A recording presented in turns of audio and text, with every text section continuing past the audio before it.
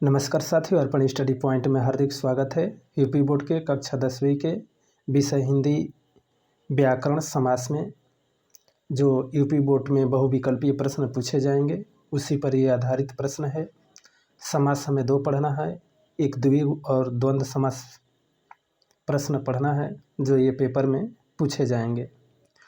आज का प्रश्न है, प्रश्न एक है, समास शब्द का अर्थ क्या है। समास शब्द का अर्थ क्या है? विकल्प ए है विस्तार है, बी है लघु, सी है संक्षेप, डी है गुरु। तो समास का जो अर्थ होता है ये संक्षेप्त होता है, विकल्प सी सही होगा।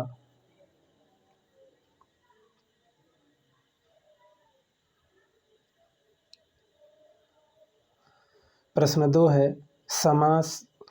प्रश्न दो है, दो या दो से अधिक शब्दों के मेल से नए शब्द बनने की प्रक्रिया को क्या कहते हैं। विकल्प ए है समास, बी है प्रत्यय, सी है उपसर्ग, डी है विलोम। तो दो या दो से अधिक शब्दों के मेल से नए शब्द बनने की प्रक्रिया को हम क्या कहते हैं? समास कहते हैं। विकल्प ए सही होगा। प्रश्न तीन है, समास कितने प्रकार के होते हैं। समास कितने प्रकार के होते हैं? विकल्प ए है 2 है, बी है 6 है, सी है 9, डी है 7। तो समास कितने प्रकार के होते हैं? 6 प्रकार के होते हैं। विकल्प बी सही होगा। प्रश्न 4 है, समास का तत्सम क्या होता है। समास का तत्सम क्या होता है? विकल्प ए है अव्यय, बी है संबंध, सी है समाज, डी है व्यास। तो समास का जो तत्सम होता है वह व्यास होता है। विकल्प डी सही है।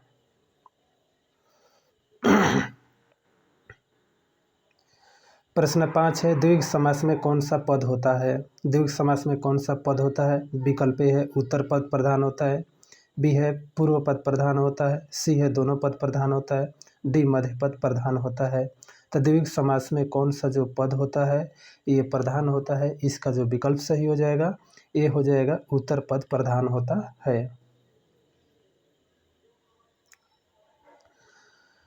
प्रश्न 6 है, पूर्व पद संख्यावाची शब्द किस समास का होता है।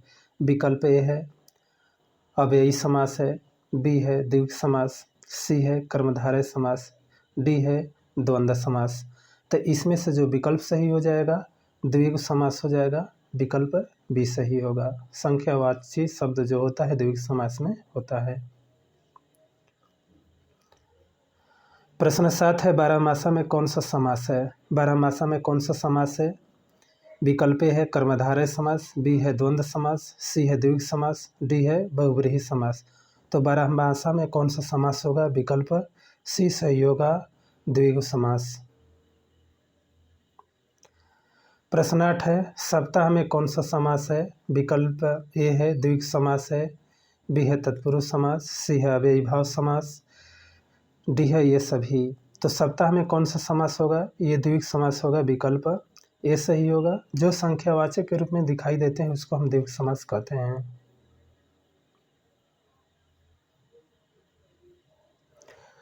प्रश्न 9 है, जिस समास पद में पूर्व और उत्तर पद दोनों पद प्रधान होते हुए समास कहलाता है। मतलब पूर्व पद और उत्तर पद दोनों प्रधान होते हुए कौन सा समास कहलाता है। विकल्प ए है कर्मधारय समास, बी है द्विगु समास, सी है द्वंद्व समास, डी है बहुव्रीहि समास।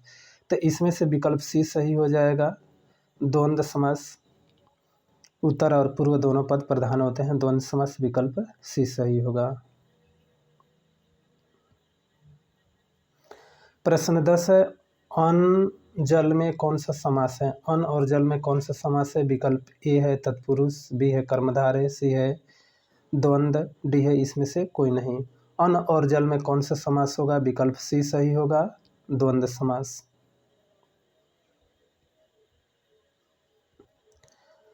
प्रश्न 11 है, जल थल में कौन सा समास है। जल और थल में कौन सा समास है। विकल्प ए है कर्मधारय समास है, बी है अव्ययी भाव समास है, सी है बहुव्रीहि समास है, डी है द्वंद्व समास है। तो जल और थल में कौन सा समास हो जाएगा। इसमें द्वंद्व समास हो जाएगा। विकल्प डी सही होगा, द्वंद्व समास। प्रश्न 11 है, लाभ हानि में कौन सा समास है? लाभ और हानि में कौन सा समास है? विकल्प ए है द्वंद्व समास, बी है द्विग समास, सी है तत्पुरुष समास, डी कोई नहीं। तो लाभ और हानि में कौन सा समास होगा? ये हो जाएगा द्वंद्व समास, विकल्प ए सही होगा।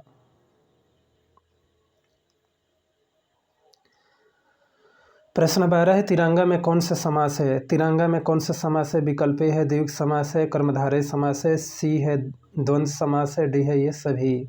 तो तिरंगा में कौन सा समास होगा? द्विगु समास होगा, विकल्प ए सही होगा।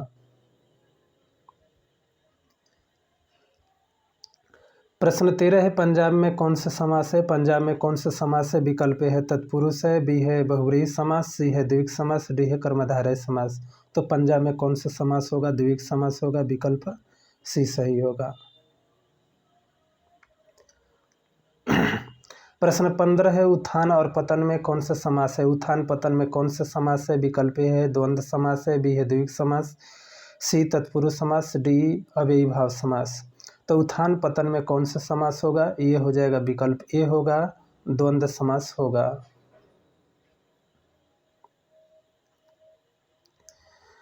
प्रश्न 16 है, हानि लाभ में कौन सा समास है? हानि लाभ में कौन सा समास है? विकल्प ए है कर्मधारय समास, बी है तत्पुरुष समास, सी है अव्ययी भाव समास, डी है कर्मधारय समास। तो लाभ हानि में कौन सा समास होगा? लाभ हानि में कौन सा समास होगा? इसमें कोई विकल्प नहीं मिल रहा है, तो इसमें लाभ और हानि में मान लेते हैं, इसमें द्वंद्व समास मान लेते हैं। यहाँ हो जाएगा द्वंद्व समास, इसको मान लेंगे विकल्प बी द्वंद्व समास। लाभ और हानि में कौन सा समास होगा? द्वंद्व समास। प्रश्न 17 है, शुभाशुभ में कौन से समास है? शुभाशुभ में कौन से समास है? विकल्प ए है कर्मधारय समास, बी है तत्पुरुष समास, सी है अव्ययी भाव समास और डी है कर्मधारय समास। इसमें भी कोई समास नहीं दिखाई दे रहा, इसमें भी हो जाएगा, इसमें हो जाएगा शुभाशुभ में कौन सा समास होगा? द्वंद्व समास होगा, विकल्प मान लेते हैं बी द्वंद्व समास। शुभाशुभ में कौन सा समास होगा? द्वंद्व समास होगा, विकल्प बी मान लेते हैं। प्रश्न 18 है, सप्तऋषि में कौन सा समास है? सप्तऋषि में कौन सा समास है? विकल्प ए है द्विग समास, बी है द्वंद्व समास, सी है तत्पुरुष समास, डी है ये सभी। तो सप्तऋषि में कौन सा समास होगा? ये हो जाएगा विकल्प ए सही होगा, द्विग समास। प्रश्न 19 है, नवरत्न में कौन से समास विग्रह है? विकल्प ए है नवरत्नों का समाहार, बी है नौ सोना का समाहार, सी है नौ जन्मों का समूह, डी है उपयुक्त कोई नहीं। तो नवरत्नों का कौन सा समास विग्रह होगा? विकल्प ए सही होगा, नवरत्नों का समाहार, विकल्प ए सही होगा। प्रश्न 20 है, अष्टग्रह में समास है। अष्टग्रह में समास है कौन सा? विकल्प ए है द्विग समास, तत्पुरुष समास, सी है द्वंद्व समास, डी है कर्मधारय समास। अष्टग्रह में कौन सा समास होगा? विकल्प ए सही होगा, द्विग समास। प्रश्न 21 है, त्रिकोण में कौन सा समास होगा? विकल्प ए है अव्ययी भाव समास है, बी है द्विग समास है, सी कर्मधारय समास, डी है तत्पुरुष समास। तो त्रिकोण में कौन सा समास होगा? द्विग समास होगा, विकल्प बी सही होगा। प्रश्न 22 है, देश विदेश में कौन से समास है? देश विदेश में कौन सा समास है? विकल्प ए है द्वंद्व समास, बी तत्पुरुष समास, सी है बहुव्रीहि समास, डी है द्विग समास। तो देश विदेश में कौन सा समास होगा? विकल्प ए सही हो जाएगा, द्वंद्व समास। प्रश्न 23 है, आचार विचार में कौन सा समास है? आचार विचार में कौन सा समास है? विकल्प ए है द्विग समास है, बी है द्वंद्व समास, सी है तत्पुरुष समास, डी है कर्मधारय समास। तो इसमें आचार और विचार में कौन सा समास हो जाएगा? द्विग समास हो जाएगा, विकल्प बी सही होगा। प्रश्न 24 है, आना जाना। आना जाना समास विग्रह है। आने और जाने में समास का विग्रह होगा, विकल्प ए है आना और जाना, बी है जाना और आना, सी है साथ साथ चलना, डी है आगे पीछे चलना। आना और जाना का जो ये समास विग्रह होगा, विकल्प ए सही होगा, आना और जाना। विकल्प ए सही है। प्रश्न 25 है, खारा खोटा में कौन सा समास है? खारा खोटा में कौन सा समास है? विकल्प ए है द्वंद्व समास, बी है तत्पुरुष समास, सी कर्मधारय समास, डी है बहुव्रीहि समास। तो खारा और खोटा में कौन सा समास होगा? द्वंद्व समास हो जाएगा, विकल्प ए सही होगा। प्रश्न 26 है, त्रिफला में कौन सा समास है? विकल्प ए है अव्ययीभाव समास, बी है द्वंद्व समास, सी है कर्मधारय समास, डी है द्विगु समास। तो त्रिफला में कौन सा समास होगा? त्रिफला जो संख्यावाचक है, त्रिफल तीनों फलों का समूह या समाहार, तो विकल्प हो जाएगा डी सही हो जाएगा, द्विगु समास। प्रश्न 27 है, पाप पुण्य में कौन सा समास है? विकल्प ए है बहुव्रीहि समास, बी है तत्पुरुष समास, सी है द्वंद्व समास, डी है अव्ययीभाव समास। तो पाप और पुण्य में कौन सा समास हो जाएगा? विकल्प सी सही होगा, द्वंद्व समास।